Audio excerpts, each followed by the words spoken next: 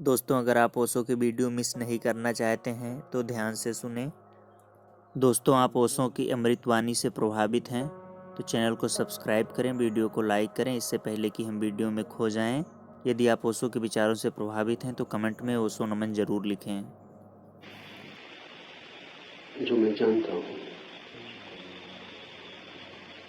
वही कहूंगा जो आप भी जान सकते हैं,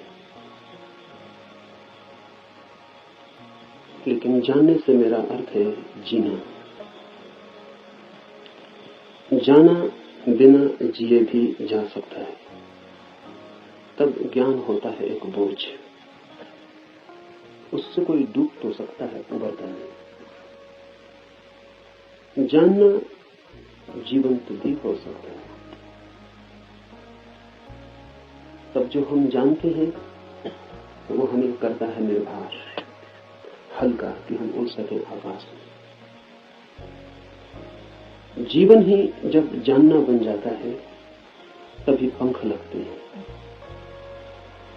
तभी जंजीरें टूटती हैं और तभी द्वार खुलते हैं अनंत के।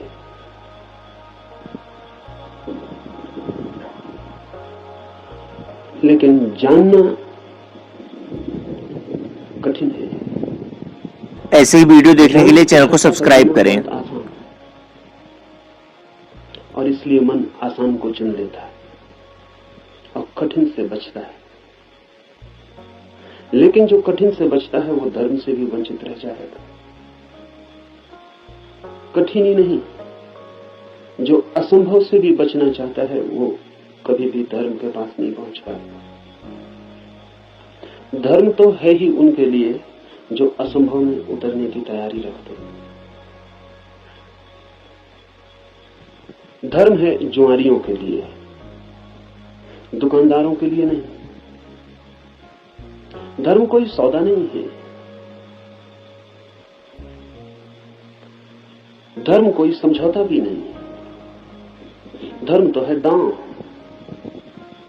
जुआरी लगाता है धन को दांव पर, धार्मिक लगा देता है स्वयं को। वही परम धन है। और जो अपने को ही दांव पर लगाने को तैयार नहीं, वो जीवन के गुह रहस्यों को कभी भी जान नहीं पाएगा।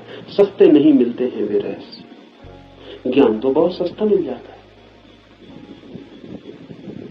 ज्ञान तो मिल जाता है किताब में, शास्त्र में, शिक्षा में, शिक्षक के पास। ज्ञान तो मिल जाता है करीब करीब मुफ्त, कुछ चुकाना नहीं पड़ता है। धर्म में तो बहुत कुछ चुकाना पड़ता है। बहुत कुछ कहना ठीक नहीं, सभी कुछ दांव पर लगा दे कोई तो ही उस जीवन के द्वार खुलते हैं। इस जीवन को जो दांव पर लगा दे उसके लिए ही उस जीवन के द्वार खुलते हैं। इस जीवन को दांव पर लगा देना ही उस जीवन के द्वार की कुंजी है। लेकिन ज्ञान बहुत सस्ता है, इसलिए मन सस्ते रास्ते को चुन लेता है, सुगम को। सीख लेते हैं हम बातें, शब्द, सिद्धांत, और सोचते हैं जान लिया। अज्ञान बेहतर है ऐसे ज्ञान से। अज्ञानी को कम से कम इतना तो पता है कि मुझे पता नहीं। इतना सत्य तो कम से कम उसके पास है। जिन्हें हम ज्ञानी कहते हैं उनसे ज्यादा असत्य आदमी खोजने मुश्किल। उन्हें यह भी पता नहीं है कि उन्हें पता नहीं। सुना हुआ, याद किया हुआ कंठस्थ हो गया, धोखा देता है। ऐसा लगता है मैंने भी जान लिया। मैं आपसे वही कहूंगा जो मैं जानता हूं, क्योंकि उसके कहने का ही कुछ मूल्य है। क्योंकि जिसे मैं जानता हूं, अगर आप तैयार हो तो उसकी जीवंत चोट आपके हृदय के तारों को भी हिला सकती है। जिसे मैं ही नहीं जानता हूं, जो मेरे कंठ तक ही हो, वो आपके कानों से ज्यादा गहरा नहीं जा सकता। जो मेरे हृदय तक हो उसकी ही संभावना बनती है। अगर आप साथ दें तो वो आपके हृदय तक जा सकता है। आपके साथ की तो फिर भी जरूरत होगी, क्योंकि आपका हृदय अगर बंद ही हो तो जबरदस्ती उसमें सत्य डाल देने का कोई उपाय नहीं है। और अच्छा ही है कि उपाय नहीं है। क्योंकि सत्य भी अगर जबरदस्ती डाला जाए तो स्वतंत्रता नहीं बनेगा, परतंत्रता बन जाएगा। सभी जबरदस्तियां परतंत्रताएं बन जाती हैं। इसलिए इस जगत में सभी चीजें जबरदस्ती आपको दी जा सकती हैं, सिर्फ सत्य नहीं दिया जा सकता, क्योंकि सत्य कभी भी परतंत्रता नहीं हो सकता। सत्य का स्वभाव स्वतंत्रता है। इसलिए एक चीज भर है इस जगत में जो आपको कोई जबरदस्ती नहीं दे सकता, जो आपके ऊपर थोपी नहीं जा सकती, जो आपको पहनाई नहीं जा सकती, उड़ाई नहीं जा सकती। आपका राजी होना अनिवार्य शर्त है, आपका खुला होना, आपका ग्राहक होना, आपका आमंत्रण, आपका अहोभाव से भरा हुआ हृदय। जैसे पृथ्वी वर्षा के पहले पानी के लिए प्यासी होती और दरारें पड़ जाती हैं, इस आशा में पृथ्वी जगह जगह अपने ओंठ खोल देती है कि वर्षा हो। ऐसा जब आपका हृदय होता है तो सत्य प्रवेश कर रहा है।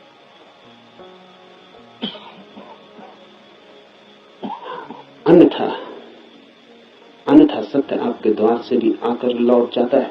वीडियो को लाइक करें और चैनल को सब्सक्राइब करें। आप कुछ नए नहीं, इस पृथ्वी पर कुछ भी नया नहीं, सभी बहुत पुराने हैं। आप बुद्ध के चरणों में भी बैठ के सुने हैं, आपने कृष्ण को भी देखा है, आप जीसस के पास भी उठे बैठे हैं, लेकिन फिर भी वंचित रह गए, क्योंकि कभी भी आपका हृदय तैयार नहीं था। आपके पास से बुद्ध की सरिता बहती निकल गई है, महावीर की सरिता बहती निकल गई, आप प्यासे रह गए। आनंद रो रहा था जिस दिन बुद्ध के प्राण छूटने को थे और छाती पीट रहा था, और बुद्ध ने उससे कहा कि तू रोता क्यों है? जरूरत से ज्यादा मैं तेरे पास था 40 वर्ष, और अगर 40 वर्ष में भी नहीं हो पाई वो घटना, तो अब रोने से क्या होगा? मेरे मिटने से इतना परेशान क्यों हो रहा है? तो आनंद ने कहा है, इसलिए परेशान हो रहा हूं कि आप मौजूद थे और मैं न मिट पाया। अगर मैं मिट जाता तो आपको मेरे भीतर प्रवेश मिल जाता। 40 साल नदी मेरे पास बहती थी और मैं प्यासा रह गया, और अब मैं रोता हूं क्योंकि जरूरी नहीं है कि ये नदी कब किस जन्म में दोबारा मुझे मिलेगी।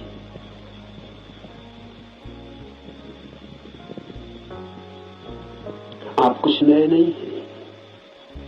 आपने बुद्धों को दफनाया, महावीरों को दफनाया, जीसस, कृष्ण, क्राइस्ट, सबको आप दफना के जी रहे हैं। उनकी वो हार गए आपसे। आप काफी पुराने, जब से जीवन है तब से आप हैं। अनंत यात्रा है। कहां हो जाती होगी चूक? बस यही हो जाती है कि आप खुले ही नहीं, बंद है। मैं तो आपसे वही कहूंगा जो मैंने जाना है। अगर आप भी अपने को एक खुलापन बना सके तो आप भी उसे जान लेंगे।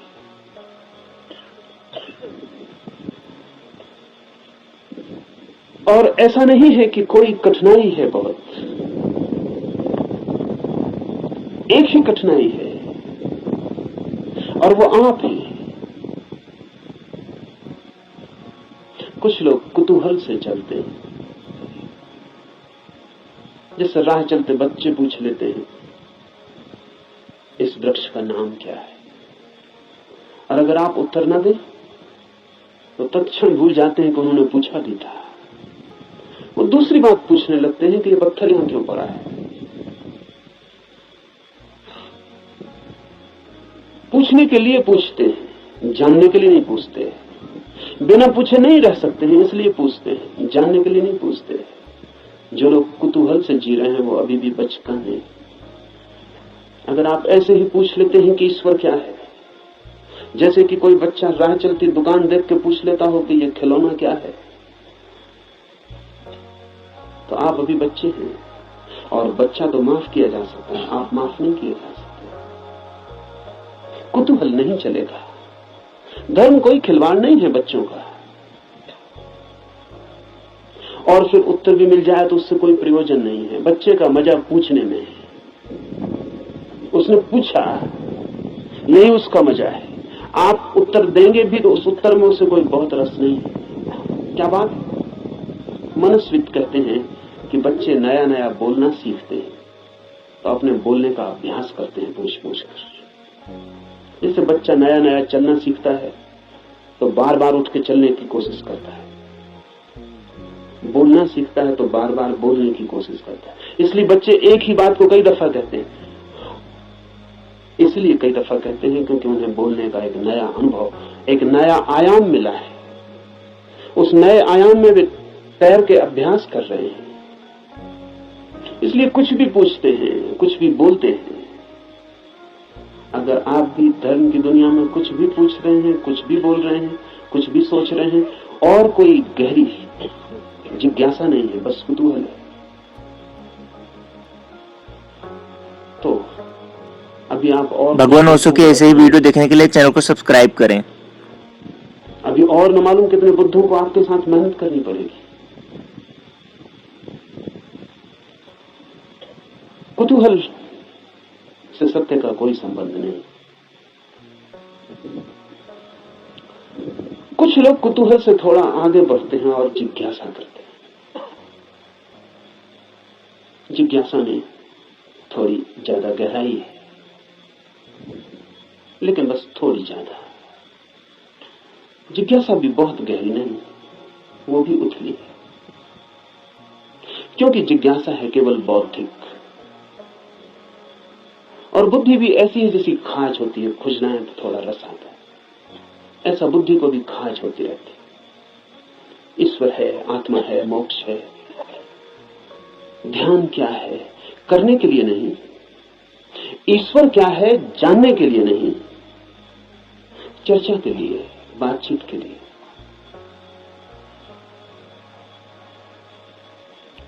एक बौद्धिक मजा है, एक बौद्धिक व्यायाम है, तो लोग ऊंची बातें करते हैं,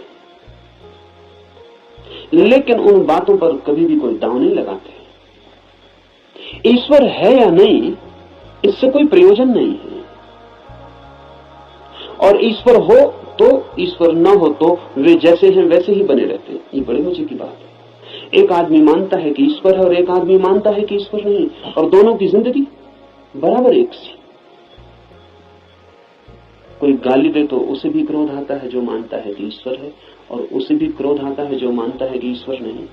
बल्कि कई दफे तो ये देखा जाता है कि जो मानता है ईश्वर है उसे ज्यादा क्रोध आता है, क्योंकि जो मानता है कि ईश्वर नहीं है वो ज्यादा से ज्यादा क्या कर सकता है, आपका गाली दे सकता है, मार सकता है, हत्या कर सकता है। लेकिन जो मानता है ईश्वर है वो आपको नरक तक में सड़ा सकता है। उसके पास ज्यादा उपाय क्रोधित होने के। अगर ईश्वर के मानने और न मानने से कोई भी अंतर जीवन में न पड़ता हो तो उसका अर्थ है कि ये ईश्वर से कोई संबंध नहीं है, बौद्धिक बातचीत है।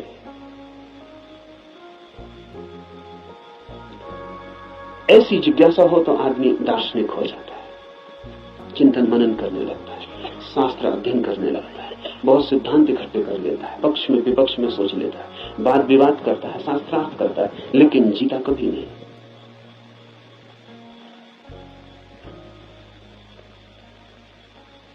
अगर आप भी सिर्फ जिज्ञासा से भरे हैं तो यात्रा नहीं होगी। जिज्ञासा से भरे हुए लोग वे हैं जो मील के पत्थर के पास बैठ जाते हैं और पूछते हैं मंजिल क्या है, कितनी दूर है, और सदा यही पूछते हैं, लेकिन कभी उठ के चलते नहीं। जानते तो आप भी कितना है, क्या कमी है जानने में? करीब करीब सभी कुछ जानते हैं। जो बुद्ध ने जाना हो, महावीर ने, कृष्ण ने जाना हो, वो सभी आप भी तो जानते हैं। गीता में पढ़ के आपको ऐसा नहीं लगता कि ये बातें तो हमें भी मालूम आपको भी, पर सिर्फ बुद्धि तक है, आपके हृदय तक उनका बीज नहीं पहुंचा। और बुद्धि पर रखे हुए विचार वैसे ही होते हैं जैसे पत्थर पे कोई बीज को रखते हैं। बीज तो होता है लेकिन पत्थर पे रखा रहता है, अंकुर नहीं फूट सकता। अंकुर फूटना हो तो बीज को पत्थर से गिरना पड़े, जमीन खोजनी पड़े, और जमीन की भी ऊपर की सतह ठीक नहीं है क्योंकि और गीली जगह चाहिए, तो थोड़ा जमीन के भीतर पहुंचना पड़े जहां थोड़ी पानी की सुविधा हो, थोड़ा रस बहता हो। बुद्धि पर पत्थर की तरह बीज रख जाते हैं, हृदय तक जब तक न गिर जाए तब तक गीली जगह नहीं मिलती। हृदय में थोड़ा रस रहता है, थोड़ा प्रेम, वहां थोड़ा पानी है, वहां कोई बीज गिरे तो अंकुरित होता है, नहीं तो कभी अंकुरित नहीं होता। जिज्ञासु व्यक्तियों के पास बहुत कुछ होता है, लेकिन पत्थर पर रखे हुए बीजों की भांति। जमीन भी ज्यादा दूर नहीं होती, लेकिन थोड़ी यात्रा भी मुश्किल है, चलना बिल्कुल नहीं है, तो पत्थर पर ही बीज रखा रह जाता है। इतनी यात्रा तो करनी ही पड़ेगी कि बीज पत्थर से नीचे गिरे, जमीन पर आए, जमीन में जगह खोजे, थोड़ी गीली भूमि को पाए, थोड़ा छिप जाए अंधेरे में। ध्यान रहे, जगत में जो भी जन्म पाता है वो गहन, मौन, एकांत, अंधेरे को चाहता है। बुद्धि में तो जितनी चीजें रखी हैं वो सब खुले प्रकाश में रखी हैं, वहां अंकुर नहीं होते। हृदय है, आपके भीतर गीली जमीन है छिपी हुई, वहां कुछ पैदा होता है। इसलिए जो सिर्फ जिज्ञासा से जीते हैं वे विद्वान बन जाते हैं, पंडित बन जाते हैं, ज्ञानी बन जाते हैं, लेकिन कुछ अंकुरित नहीं होता उनके भीतर। कोई नया जन्म, कोई नया जीवन, कोई नए फूल, कुछ भी नहीं। एक और जिससे संबंध है हमारा, एक और भी दिशा है खोज की, उसे हम कहते हैं मुमुक्षा। जानने की फिक्र नहीं है, जीने की फिक्र है। जानने की फिक्र नहीं है, होने की फिक्र है। ये सवाल नहीं है कि ईश्वर है, सवाल यह है कि क्या मैं ईश्वर हो सकता हूं। अगर ईश्वर हो भी और मैं ईश्वर न हो सकूं तो कोई सार नहीं है। सवाल ये नहीं है कि मोक्ष है, सवाल ये है कि क्या मैं भी मुक्त हो सकता हूं। अगर मैं मुक्त हो ही ना सकूं और मोक्ष हो भी कहीं तो क्या अर्थ है। ये बात नहीं है कि आत्मा है भीतर या नहीं, हो या ना हो। सवाल असली ये है कि क्या मैं आत्मा हो सकता हूं। मुमुक्षा है होने की खोज, और जब कोई होना चाहता है तब दांव पर लगना पड़ता है। इसलिए कहता हूं धर्म है जुआरियों का काम। वही कहूंगा जो मैं जानता हूं, जो जिया है। अगर आप तैयार हुए दांव पर लगाने को, तो जो मेरा अनुभव है वो आपका अनुभव भी बन सकता है। अनुभव किसी के नहीं होते, जो भी लेने को तैयार हो उसी के हो जाते हैं। सत्य पर किसी का कोई अधिकार नहीं, जो भी मिटने को राजी है वही उसका मालिक हो जाता है। सत्य तो उसका है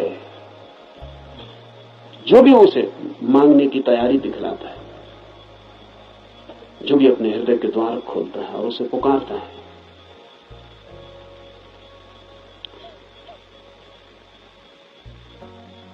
इस उपनिषद को इसलिए चुना है। ये उपनिषद अध्यात्म का सीधा साक्षात्कार है। सिद्धांत इसमें नहीं है, इसमें सिद्धों का अनुभव है। इसमें उस सब की कोई बातचीत नहीं है जो कुतूहल से पैदा होती है, जिज्ञासा से पैदा होती है। नहीं, इसमें तो उनकी तरफ इशारे हैं जो मुमुक्षा से भरे हैं, और उनके इशारे हैं जिन्होंने पा लिया है। कुछ ऐसे लोग भी हैं कि जिन्होंने नहीं पाया, लेकिन फिर भी मार्गदर्शन देने का मजा नहीं छोड़ पाते। मार्गदर्शन में बड़ा मजा है। सारी दुनिया में अगर सबसे ज्यादा कोई चीज दी जाती है तो वो मार्गदर्शन है, और सबसे कम अगर कोई चीज ली जाती है तो वो भी मार्गदर्शन है। सभी देते हैं, लेता कोई भी नहीं। जब भी आपको मौका मिल जाए किसी को सलाह देने का तो आप चूकते नहीं। जरूरी नहीं है कि आप सलाह देने योग्य हो, जरूरी नहीं कि आपको कुछ भी पता हो जो आप कह रहे हैं, लेकिन जब कोई दूसरे को सलाह देनी हो तो शिक्षक होने का मजा छोड़ना बहुत मुश्किल हो जाता है। शिक्षक होने में मजा क्या है? आप तत्काल ऊपर हो जाते हैं मुफ्त में और दूसरा नीचे हो जाता है। अगर कोई आपसे दान मांगने आए तो 2 पैसे देने में कितना कष्ट होता है, क्योंकि कुछ देना पड़ता है जो आपके पास है। लेकिन सलाह देने में जरा भी कष्ट नहीं होता, क्योंकि जो आपके पास है ही नहीं उसको देने में कष्ट क्या है। आपका कुछ खो ही नहीं रहा है, बल्कि आपको कुछ मिल रहा है, मजा मिल रहा है, अहंकार मिल रहा है। आप भी सलाह देने की हालत में हैं आज, और दूसरा लेने की हालत में। आप ऊपर हैं, दूसरा नीचे है। इसलिए कहता हूं कि इस उपनिषद में कोई सलाह, कोई मार्गदर्शन देने का मजा नहीं है, बड़ी पीड़ा है। क्योंकि उपनिषद का ऋषि जो दे रहा है वो जान के दे रहा है, वो बांट रहा है कुछ बहुत हार्दिक, बहुत आंतरिक।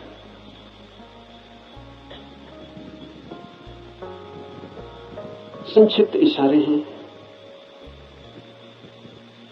लेकिन गहरे हैं, बहुत थोड़ी सी चोटें हैं लेकिन प्राणघातक है। और अगर राजी हो तो तीर सीधा हृदय में चुभ जाएगा और जान लिए बिना न रहेगा, जान ही ले लेगा।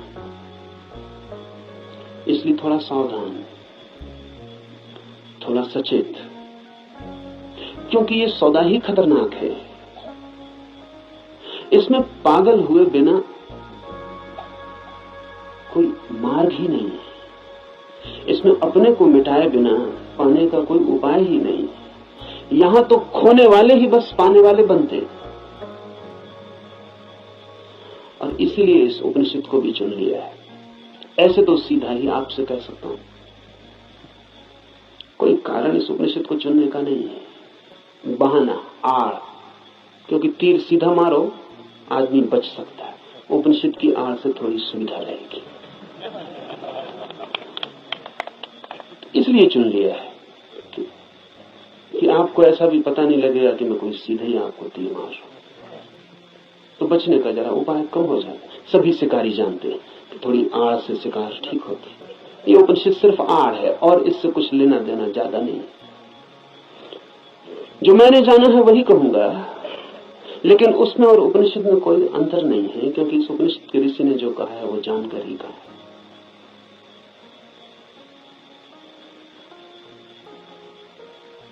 यह उपनिषद अध्यात्म की सूक्ष्मतम रहस्यों का उद्घाटन है। लेकिन अगर मैं उपनिषद पर ही बात करता रहूं तो डर है कि बात ही रह जाए। इसलिए चर्चा तो पृष्ठभूमि होगी। इस चर्चा के साथ साथ प्रयोग, जो कहा है, जो इस ऋषि ने देखा है या जो मैं कहता हूं मैंने देखा है, उस तरफ आपके चेहरे को मोड़ने की कोशिश, उस तरफ आपकी भी आंखें उठाने, उस तरफ आपकी भी आंखें उठाने का प्रयास, वही मुख्य होगा। उपनिषद की बात तो सिर्फ हवा पैदा करने के लिए होगी कि आपके चारों तरफ भी तरंग पैदा हो जाएं, कि आप भूल जाएं 20वीं सदी को, पहुंच जाएं उस लोक में जहां ये ऋषि रहा होगा। मिट जाए ये जगत जो चारों तरफ बहुत बेरौनक और बहुत कुरूप हो गया है, और याद आ जाए उन दिनों की जब ये ऋषि जिंदा रहा होगा। एक हवा, एक वातावरण, बस उसके लिए उपनिषद। पर उतना काफी नहीं है। जरूरी है, काफी नहीं है।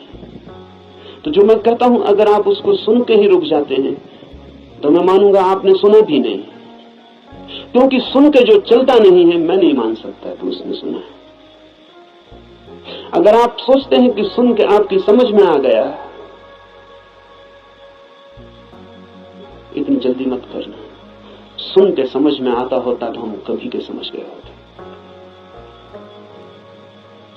सुन के ही समझ में आता होता तो इस दुनिया में समझदारों की कमी ना होती, ना समझ खोजना मुश्किल हो जाता। मगर ना समझ ही ना समझ, सुन के कुछ भी समझ में नहीं आता। सुन के सिर्फ शब्दों पे मुट्ठियां बन जाती,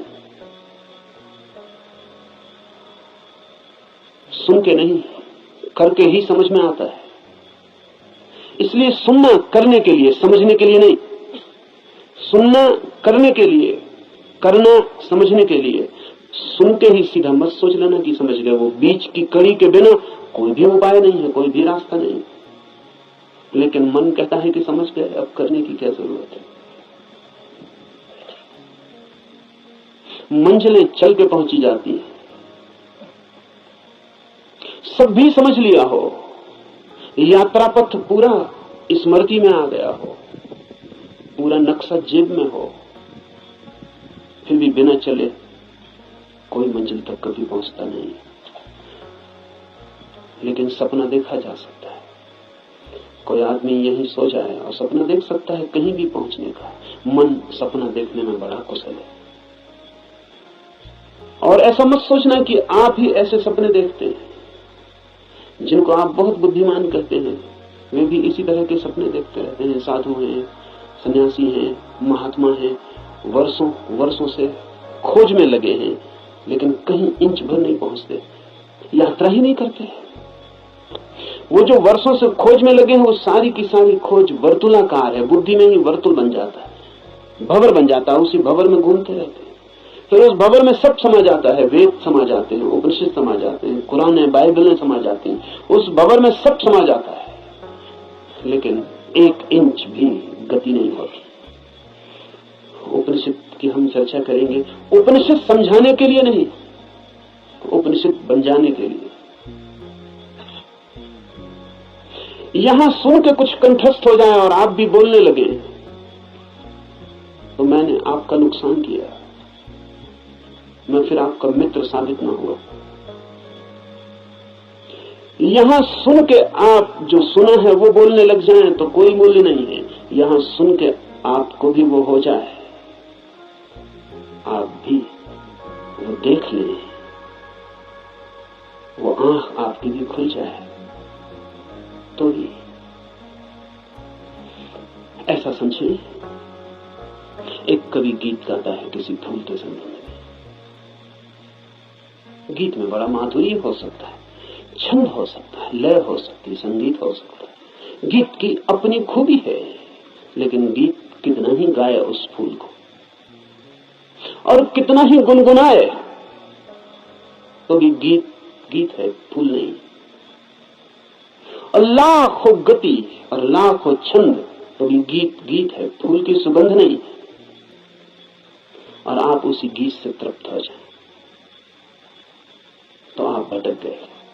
उपनिषद गीत है किसी फूल का जिसे आपने देखा नहीं अभी। गीत गजब का है, गाने वाले ने देखा है, पर गीत से तृप्त मत हो जाना। गीत फूल नहीं है। ऐसा भी हो जाता है कि कभी कभी आप फूल के पास भी पहुंच जाते हैं। कभी कभी फूल की एक झलक भी मिल जाती है, अचानक, आकस्मिक। क्योंकि फूल कोई विजाती ही नहीं है, आपका स्वभाव है, आपके बिल्कुल निकट है, किनारे किनारे है। कभी कभी छू जाता है बिना आपके, बावजूद आपके।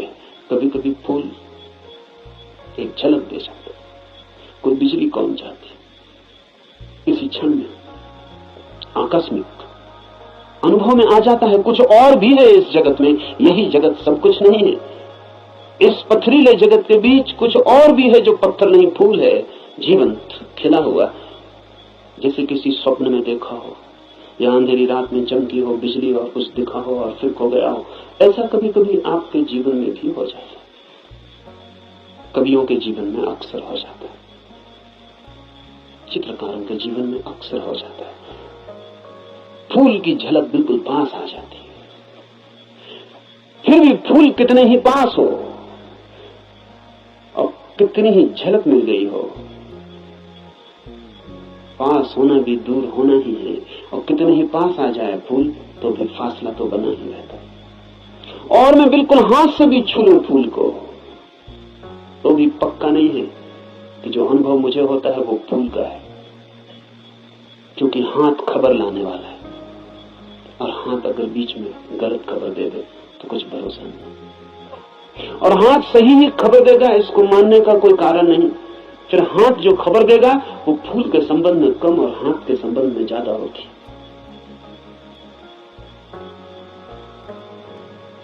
फूल ठंडा मालूम पड़ता है, जरूरी नहीं कि फूल ठंडा हो सकता है हाथ गर्म हो, इसलिए फूल ठंडा मालूम पड़ता है। खबर हाथ के संबंध में, क्योंकि खबर जब भी किसी माध्यम से आती तो सापेक्ष होती है, पक्का नहीं हुआ जा सकता। पोपोफ का मैं एक संस्मरण पढ़ रहा था। पोपोफ एक साधिका थी और गहरी साधिका थी, और पियोत्र दिमित्रोविच ऑस्पेंस्की के पास साधना करते थे। एक दिन बैठी थी पास, एक सज्जन ने आके ऑस्पेंस्की से पूछा कि ईश्वर है या नहीं। तो ऑस्पेंस्की ने कहा कि ईश्वर नहीं है। फिर ऑस्पेंस्की थोड़ी देर रुका और उसने कहा कि लेकिन मैं कोई गारंटी भी नहीं कर सकता,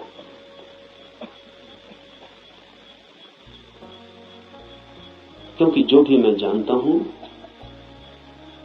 वो सब माध्यम से जाना गया। कभी आंख से देखा है लेकिन आंख का भरोसा क्या, कभी कान से सुना है लेकिन कान गलत सुन सकता है, कभी हाथ से छुआ है लेकिन हाथ का क्या कहना। अभी तक सीधा नहीं देखा है, अभी तक आमने सामने नहीं हुआ हूं, इसलिए कोई गारंटी भी नहीं। अभी तक जो भी जाना है उसमें मुझे ईश्वर का कोई अनुभव नहीं हुआ, लेकिन जरूरी नहीं कि ईश्वर ना हो। इससे सिर्फ मेरी खबर मिलती कि मेरे अनुभव क्या है, इसलिए मैं कोई गारंटी नहीं कर सकता कि नहीं ही है। इसलिए मुझ पर भरोसा करके मत रुक जाना, खोजना। जब भी माध्यम से कुछ घटता है तो भरोसे का नहीं। अगर फूल के बिल्कुल पास भी पहुंच जाए तो भी आंख देखती है, हाथ छूते हैं, सुगंध नाक में आती है, ये भी दूरी का अनुभव है। तो कभी कभी कोई कवि उस परम फूल के इतने पास पहुंच जाता है तो उसकी गीत में उतर आती है गूंज उसकी, लेकिन फिर भी बुद्ध नहीं है वो, महावीर नहीं है वो। महावीर कौन है, बुद्ध कौन है? बुद्ध है वो चैतन्य जो फूल ही हो गया। इतनी भी दूरी न रही कि फूल को देखा हो, फूल ही हो गया। फूल होकर ही पूरी तरह जाना जा सकता है क्या है।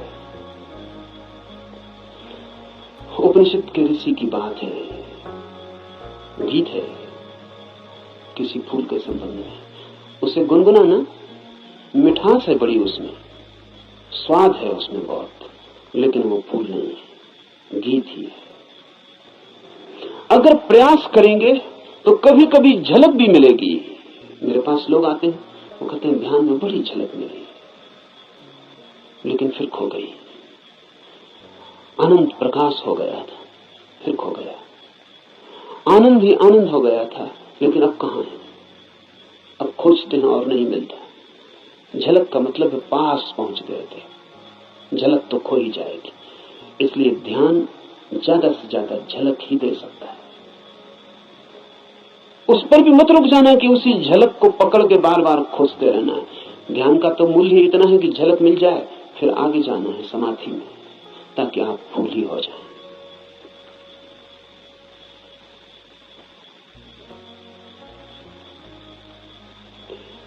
ध्यान में है झलक, समाधि में है हो जाना।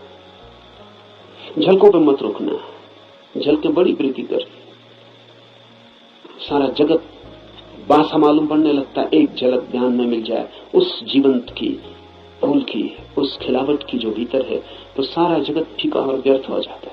लेकिन फिर कुछ लोग झलकों को पकड़ लेते हैं और उन्हीं को दोहराने लगते हैं और सोचते हैं सब हो गया।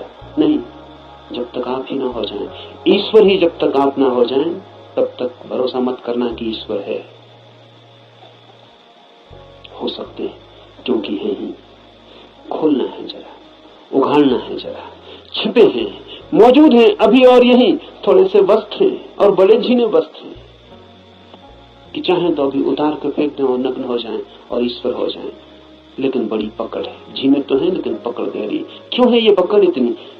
ये पकड़ है क्योंकि हम सोचते हैं ये वस्त्र ही हमारा होना, यही हम, इसके अलावा हमें कुछ और किसी अस्तित्व का पता नहीं। इस उपनिषद में इशारे होंगे उस अस्तित्व के जो वस्त्रों के पार है, और इस उपनिषद के साथ साथ हम करेंगे ध्यान ताकि मिले झलक, और आशा बांधेंगे समाधि की ताकि हम भी हो जाएं वही जिसे हुए बिना न कोई संतोष है, न कोई शांति है, न कोई सत्य है। उपनिषद शुरू होता है प्रार्थना से। प्रार्थना है समस्त जगत से।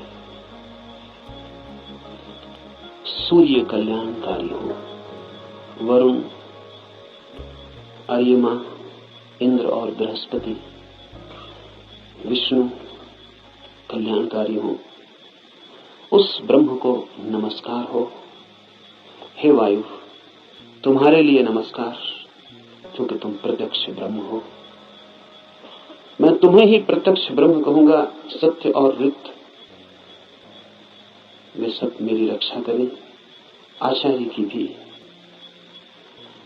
इस प्रार्थना से शुरू होता है।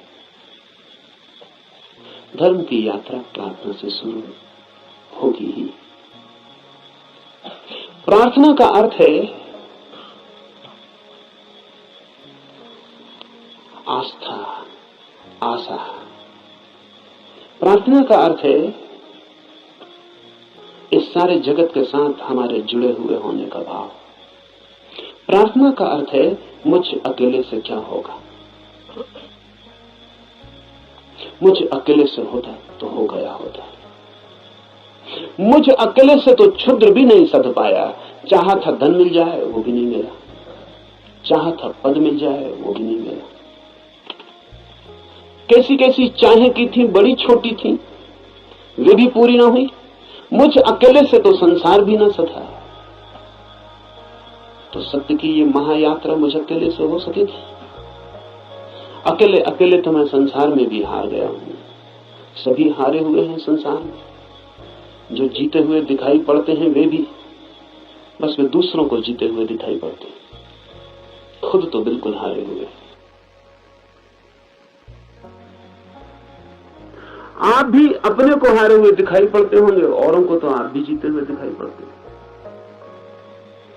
आपसे भी पीछे लोग हैं जो आपको समझते हैं पा लिया आपने, जीत गए संसार में। लेकिन भीतर से अगर हम आदमी को देखें तो एक एक आदमी हारा हुआ है। संसार पराजय की लंबी कथा है, वहां जीत होती ही नहीं, वहां जीत हो ही नहीं सकती। वो संसार का स्वभाव नहीं। वहां हार ही नियति है, किसी की नहीं, किसी व्यक्ति की नहीं। संसार में होने की नियति ही हार है। वहां हार नहीं होगा, वहां कोई कभी जीतता नहीं। वहां हम नहीं जीत पाए जहां क्षुद्र था, स्वप्न था। शंकर कहते हैं माया है, वो माया में भी हार गए। सपना था, भ्रम था, वहां भी तो जीत ना पाए। जब भ्रम में भी हार गए, सपने में भी न जीते, तो यथार्थ में, सत्य में अकेले से क्या होगा। प्रार्थना का अर्थ है संसार में पराजित हुए व्यक्ति का यह अनुभव कि जन्मों जन्मों तक चेष्टा करके मैं हार गया। क्षुद्र में तो विराट में मेरी सामर्थ्य। इसलिए प्रार्थना, इसलिए सारे जगत को पुकारा है ऋषि ने कि मुझे साथ देना। सूर्य को पुकारा है, वरुण को पुकारा। ये सब नाम है, प्रतीक है जीवन की समस्त शक्तियों की। सूर्य को पहले पुकारा है क्योंकि सूर्य हमारा जीवन है, उसके बिना हम नहीं होंगे। हमारे भीतर सूर्य ही जीता है, जलता है। उधर सूर्य बुझ जाए, यहां हम बुझ जाए। सूर्य ही हमारा प्राण है, इसलिए पुकारा। कहा वायु को नमस्कार है, विशेष रूप से वायु को नमस्कार कहा है इस प्रार्थना में, क्योंकि तुम प्रत्यक्ष ब्रह्म हो। अजीब सी बात है, थोड़ा सोचिए। बड़े मजे की बात है, क्योंकि वायु है बिल्कुल अप्रत्यक्ष और सब चीजें प्रत्यक्ष। सूर्य को कहा होता प्रत्यक्ष ब्रह्म हो, जीते जागते जलते प्रखर, समझ में आता। सूर्य को नहीं कहा प्रत्यक्ष ब्रह्म, कहा वायु को जो बिल्कुल दिखाई पड़ती नहीं, बिल्कुल अप्रत्यक्ष। कहां है प्रत्यक्ष वायु? सिर्फ अनुमान है कि है। लगता है कि है, भासता है कि है, दिखाई तो पड़ती नहीं। आंख के सामने कहां है? प्रत्यक्ष का मतलब है आंख के सामने है। जो आंख के सामने वायु बिल्कुल नहीं है, पत्थर पहाड़ सब आंख के सामने, वायु नहीं है। लेकिन ऋषि कहता है, हे वायु नमस्कार तुम्हें, क्योंकि तुम प्रत्यक्ष ब्रह्म हो। इसलिए कहा कि वायु जैसे दिखाई नहीं पड़ती और है, और आंख को दिखाई नहीं पड़ती फिर भी आंख को छू रही है प्रतिपल। ऐसा ही परम सत्य है, दिखाई नहीं पड़ता, छू रहा है प्रतिपल। वायु दिखाई नहीं पड़ती क्योंकि हमारे पास देखने वाली आंख नहीं है। वायु तो यहां है, वायु के बिना तो हम भी नहीं हो सकते हैं। वही तो हमारी श्वास में हमें संभाले, उसका ही आवागमन तो हमारा सारा जीवन है, जो इतनी निकट है। श्वास है जो हमारी, वो भी दिखाई नहीं पड़ती क्योंकि हमारे पास आंखें बड़ी स्थूल है। तो हम जो बहुत मोटा मोटा है, स्थूल स्थूल है, वो देख लेते हैं। जो सूक्ष्म है वो हमें दिखाई नहीं पड़ता। वायु सूक्ष्मतम है, हमारे सामने मौजूद है, भीतर मौजूद है, बाहर मौजूद है, रोए रोए में मौजूद है और दिखाई नहीं पड़ती। इसलिए कहा कि तुम प्रत्यक्ष ब्रह्म हो, तुम ठीक ब्रह्म जैसी हो। वो भी यहाँ मौजूद है और दिखाई नहीं पड़ता, और रोए रोए में वही समाया है, रोआ रोआ वही है, और फिर भी उसका कोई पता नहीं चलता। इसलिए वायु को नमस्कार किया है कि हम वायु को तो जानते हैं, ब्रह्म को नहीं जानते। वायु से एक धागा जोड़ा है कि ब्रह्म भी ठीक वायु जैसा है। इसलिए मैं तुम्हें प्रत्यक्ष ब्रह्म कहूंगा। इसी कहता है वायु को सत्य और ऋत के नाम से भी कहूंगा, क्योंकि तुम ठीक उस जैसी हो जो है और जिसका हमें पता नहीं, जो हम स्वयं हैं और जिसका हमें पता नहीं, जो अभी और यहां सदा से मौजूद है और हमें उसका पता नहीं। लेकिन ये खोज पूरी हो सके अगर सब देवता रक्षा करें। देवता से अर्थ है सदा से जीवन की अनंत अनंत शक्तियां, और जीवन है एक विराट जाल अनंत शक्तियों का। आपका होना भी एक विराट जाल है अनंत शक्तियों का। मिलता है आप में सूर्य, मिलता है वरुण, मिलता है इंद्र, मिलती है वायु, मिलती है अग्नि, मिलती है पृथ्वी, सब कुछ मिलता है आकाश, सब आप में मिलते हैं। अगर एक व्यक्ति को हम पूरा का पूरा जान लें तो हमने बीज रूप में समस्त अस्तित्व को जान लिया। सब कुछ उसमें है, सबका दान उसमें है, सब मिलकर ही उसका अस्तित्व है। इन सबकी सहायता की प्रार्थना है, लेकिन क्या सूर्य सहायता करेगा?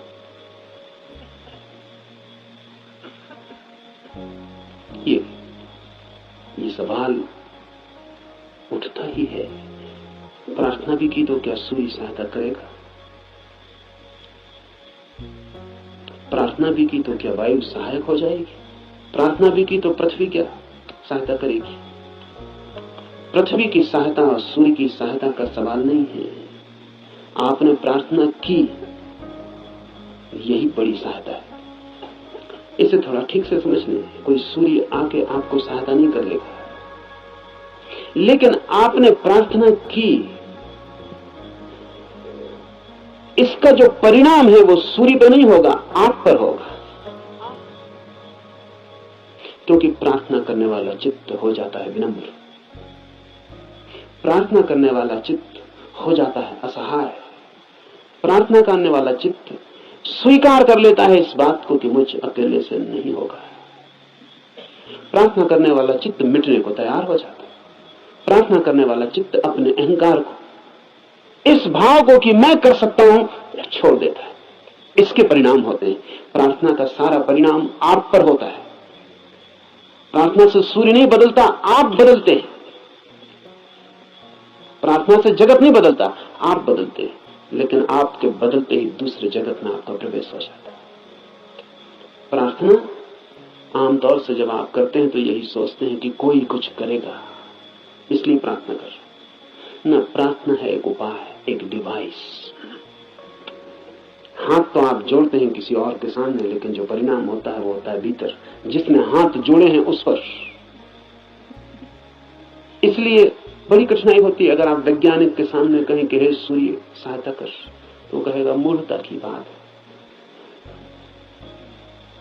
क्या सूर्य तुम्हारी सहायता करेगा? कब किसकी सहायता की?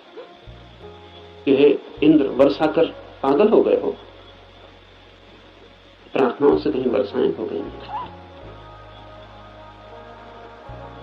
वैज्ञानिक ठीक कहता है, न तो सूर्य आपकी सुनेगा, न बादल आपकी सुनेगी, न हवा आपकी सुनेगी, कोई आपकी नहीं सुनेगा। लेकिन आपने पुकारा, ये आपको बदल जाएगा। आपने कितने जोर से पुकारा, उतनी गहरी हूक आपके भीतर प्रवेश हो जाएगी। अगर आपके पूरे प्राण पुकार उठे तो आप दूसरे ही आदमी हो जाएंगे। इसलिए है प्रार्थना। दोस्तों, ऐसे ही वीडियो देखने के लिए चैनल को सब्सक्राइब करें, वीडियो को लाइक करें और कमेंट में ओशो नमन जरूर लिखें। मिलते हैं नेक्स्ट वीडियो में।